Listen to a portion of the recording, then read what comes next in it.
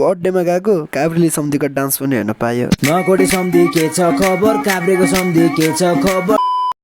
Hello guys, आज चाहिँ हामी जाँदैछौँ कागल फेदीमा, किन भन्दा बर्थडे सेलिब्रेसनको लागि। फर्स्टमा त्यहाँ पुग्ने बित्तिकै त मैले अलिकति यस्तो कपाल फ्लेक्स हान्यो, त्योपछि मेरो भ्लगिङ स्किल देखाएँ। सो गाइज हैन, मैले चाहिँ हिजो भर्खर जापानबाट ओरिजिनल जुत्ता ल्याएको छ कि। अनि त्योपछि भ्लगिङ सकेपछि मैले यता जादु सादु हान्नु थालेँ होइन। अनि जादु सकेपछि चाहिँ साँझ पर्दै थियो, ब्युटिफुल भ्यू देख्दै थियो। अनि राति परेपछि काठमाडौँ झन् एकदम बब्बाल, एकदमै बवाल देखिरहेको थियो कि। त्योपछि हामी भित्र गएर केक निकाल्यो, केक निकालेपछि बर्थडे सेलिब्रेसन सुरु भयो।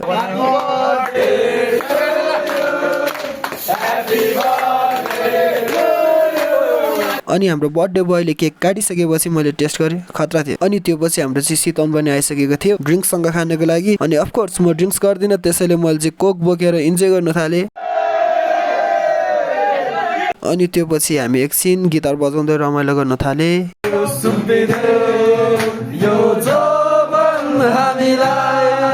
अनि लास्टमा त्यति रमाइलोले पनि नपुगेपछि अफकोर्स हाम्रो काभ्रेले सम्धि डान्सको इन्ट्री भयो। नकोटी सम्धि के छ खबर, काभ्रेको सम्धि के छ खबर, सिन्धुले सम्धि के छ खबर, ठिक छ नि।